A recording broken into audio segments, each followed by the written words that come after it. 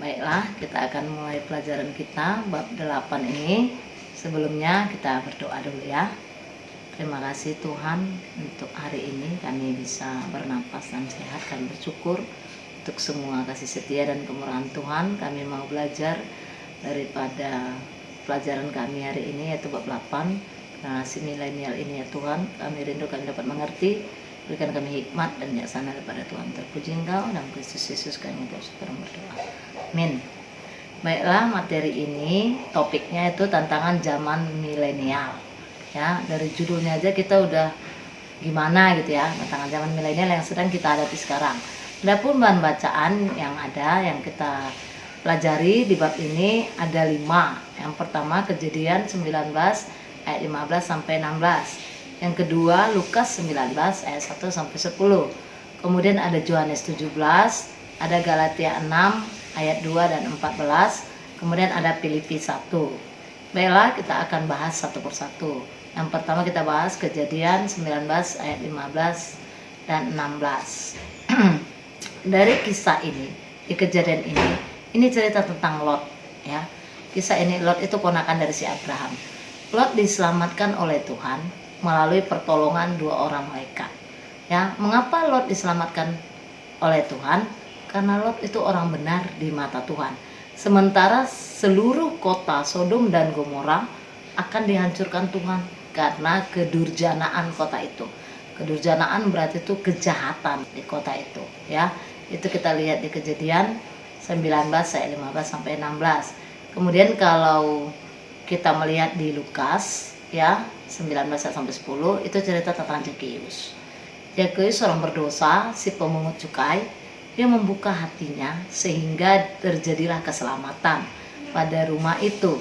Anak manusia datang untuk mencari dan menyelamatkan yang hilang. Kalau kita kembali ke kejadian tadi, kita melihat kondisi itu sama dengan kondisi kita sekarang. Kondisi kita sekarang kejahatan merajalela di mana-mana, ya. Dari semua segi, politik, dari segi ekonomi dan lain sebagainya, semuanya merajalela. Kemudian ada yang berikut yaitu Yohanes 17. Yohanes 17 ini cerita tentang doa untuk murid-muridnya. Tuhan Yesus berdoa buat murid-muridnya bahwa Yesus akan melindungi mereka dari yang jahat dan tidak ada satupun yang dapat mengambil mereka dari tangan Bapa. Ya, jadi sekuat apapun orang menjahati kita, tetap kita berada di dalam tangan Bapa, berada dalam rangkuman Bapa. Ya, kemudian di Galatia 6 ayat 2 dan 14 itu Galatia mengajarkan kepada kita agar kita saling bertolong-tolongan, menanggung beban bersama. Demikianlah hukum Kristus. Bermegah hanya dalam Kristus, karena untuk itulah Kristus datang. Nggak bisa sombong, nggak boleh sembarangan, ya. Bertolong-tolongan ini seperti kehidupan jemaat mula-mula atau jemaat pertama, saling memberi pada saat orang membutuhkan. Kemudian yang topik yang terakhir, bab terakhir itu dari kitab terakhir tadi, Filipi 1. Itu kitab ini diawali Paulus, kitab ini tulis oleh Paulus, diawali dengan salam, doa dan ucapan syukur. Paulus bersyukur terhadap kemajuan Injil dan juga terhadap orang-orang sepelayanan yang telah membantu Paulus dalam penyebaran Injil walaupun Paulus berada dalam penjara, ya. Ada banyak teman-teman sepelayanan yang menolong dia. Kemudian Paulus berharap dari Filipi 1 ini juga yang kita pelajari, Paulus berharap Injil tetap maju dan terus diberitakan walaupun dia tersiksa karena Injil, ya, dipenjarakan, dihina, tenggelam dan lain sebagainya, banyak dicerca. Yang pasti Injil harus semakin disebarkan, ya. Dalam kitab ini juga Paulus menyarankan kepada kita untuk tetap berjuang demi kemajuan Injil. Bahkan Paulus mempertaruhkan nyawa untuk kemajuan Injil tersebut. Yaitu materi ayat bahan Alkitabnya yang sudah kita bahas. Kemudian uraian materinya yang pertama atau A, mengenal generasi milenial. Ya, kalau mengenal generasi milenial itu generasi kita sekarang itulah, yang anak-anak muda itu, ya, 30 tahun ke bawah Ciri-ciri gaya hidup generasi milenial itu yang pertama, terbuka terhadap inovasi. Mereka pintar teknologi canggih, informasi terkini, mereka dapat semua. Mengikuti tren terbaru, misalnya model rambut, warna apa rambutnya? Warna rambut sekarang pink, kuning, macam-macam, coklat dan lain sebagainya. Padahal Tuhan ciptakan hitam. Ya, model baju, sepatu dan lain-lain. Anak muda atau anak milenial mengikuti inovasi. Kemudian ciri anak milenial yang kedua, menghargai waktu. Ya, time is money. Mobilitas mereka tinggi. Ya, pagi di Jakarta, siang di Singapura, nanti di Thailand dan lain sebagainya. Waktu digunakan untuk bisnis. Sekarang kita lihat jualan online di mana-mana, menyebar. Ya, membentuk komunitas sesuai hobi. Ya, ada komunitas geng motor besar. Nah, ada komunitas yang suka band dan lain sebagainya. Itu anak-anak milenial. Kemudian kalau kita melihat juga anak-anak milenial ini ciri-cirinya bertindak rasional daripada irasional.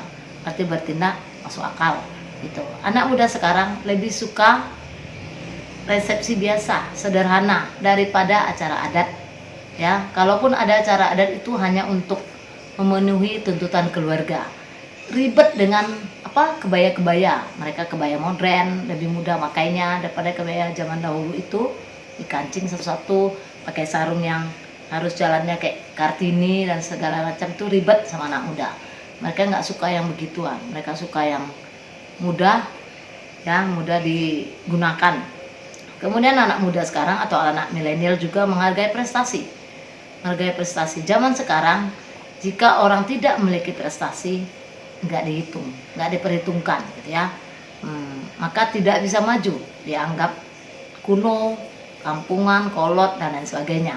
Ya, jadi ciri anak milenial menghargai prestasi. Yang berikut, bebas berpendapat. Ya, kalau kita lihat di media sekarang semua orang ngomong, berlomba ngomong di FB, Instagram dan lain sebagainya. Apa yang dia pikirkan, dia keluarkan. Perbedaan pendapat dipandang sebagai kekayaan yang harus dihargai dalam masyarakat majemuk. Ya, itu ciri-ciri anak milenial. Kemudian yang B atau yang berikut, yang kedua, gaya hidup generasi milenial, individualisme.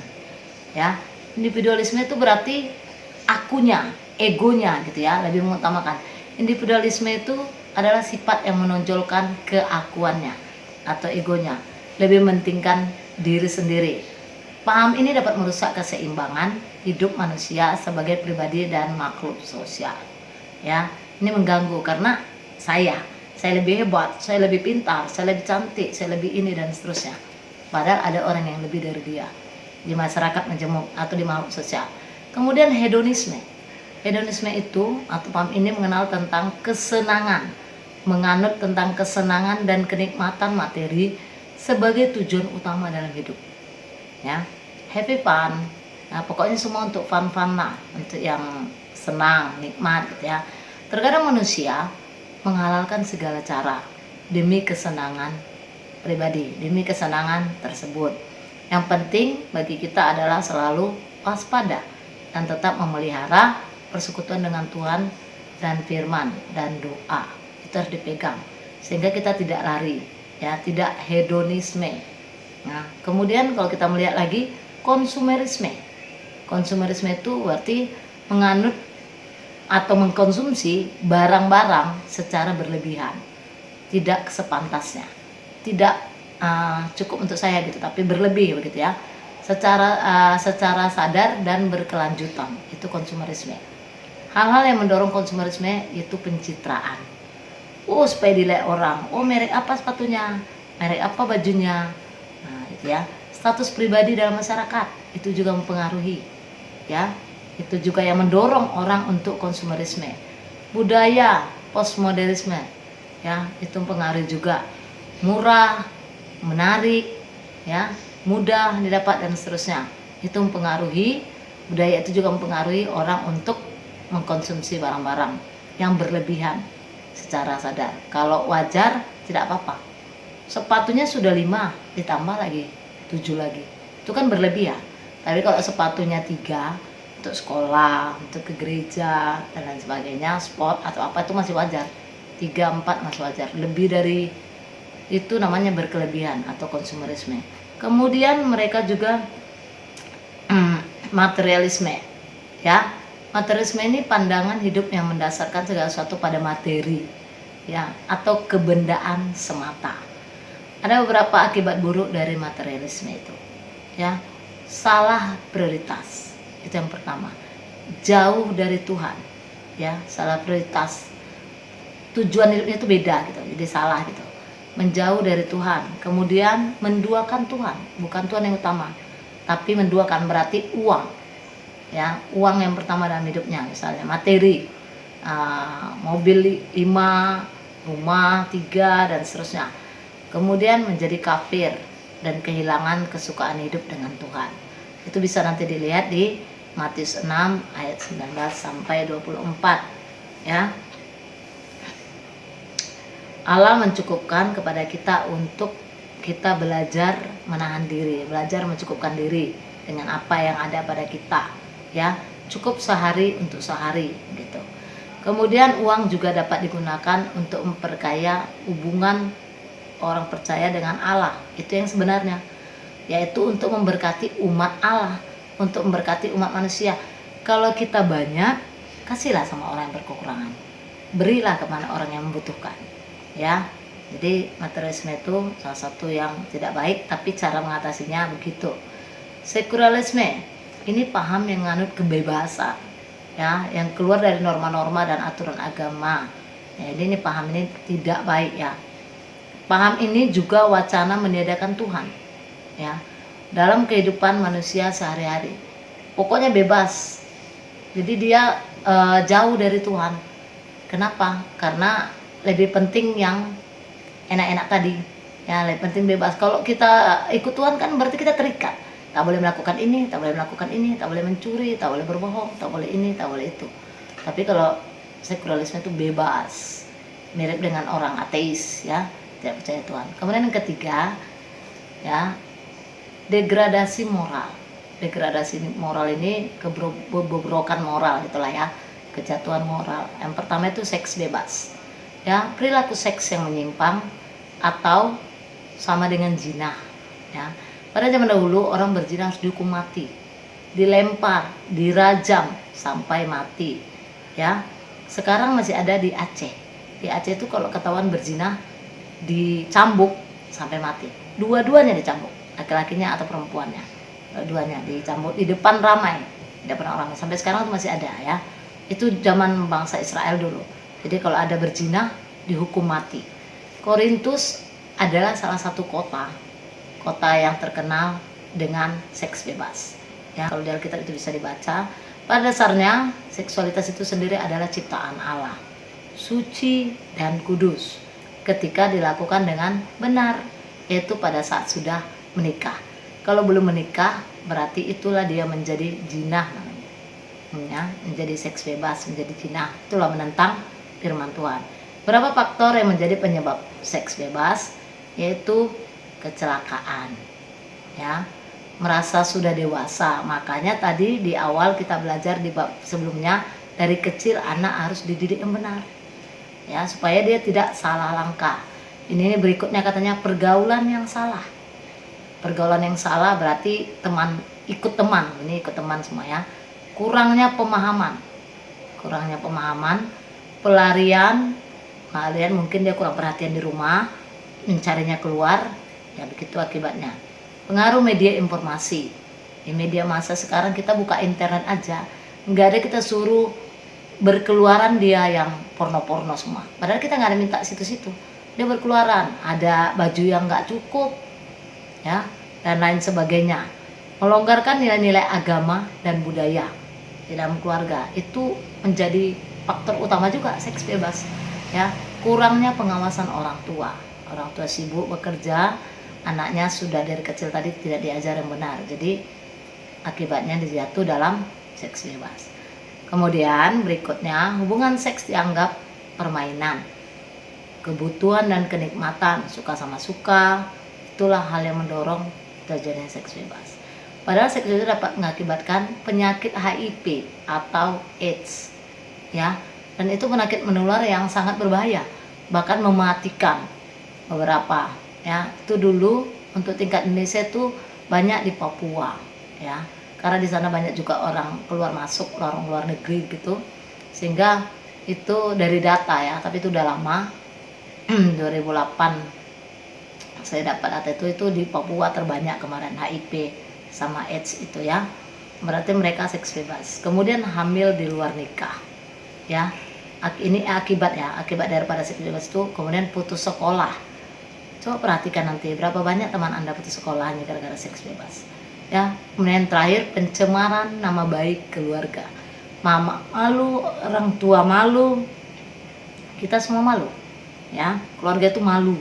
Kenapa? Anaknya hamil di luar nikah, seterusnya.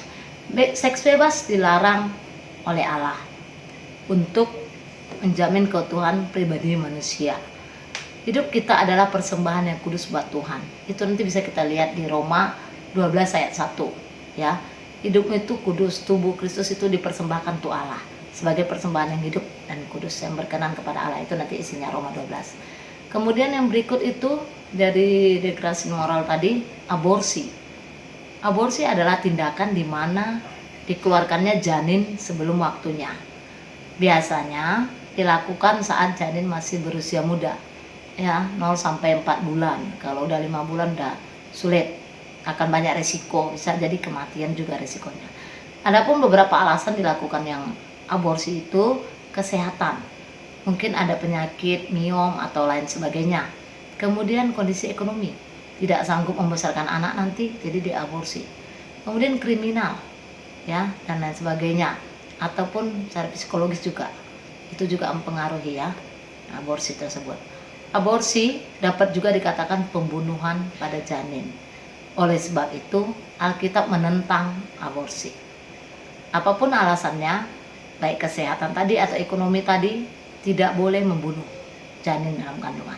Biarkan Allah yang bertindak atas janin dan sang ibu. Semuanya ada dalam kuasa Tuhan.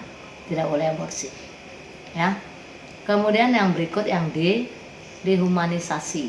Dehumanisasi itu adalah proses yang menjadikan manusia tidak sesuai dengan kontraknya sebagai manusia ya. Boleh juga dikatakan menempatkan manusia pada derajat paling rendah tanpa penghargaan yang layak. Ini kalau zaman dulu namanya budak. Budak itu terserah bosnya, mau dibuat jadi apa pun dia, dibunuh pun boleh. Nah, itu zaman dahulu ya. Akhirnya dari dehumanisasi ini tidak menghormati Tuhan. Itu endingnya. Yang telah menciptakan dan memberikan segalanya. Ya. Nah, sebagai remaja Kristen, evaluasi bagi kita, bagaimana kita hidup sesuai dengan kehendak Tuhan dan berkenan kepadanya. Ini menjadi evaluasi bagi kita. Semoga kita dapat merenung-renungkan dan dapat menjaga hidup kita sesuai dengan kebenaran firman Tuhan. Sekian dan terima kasih.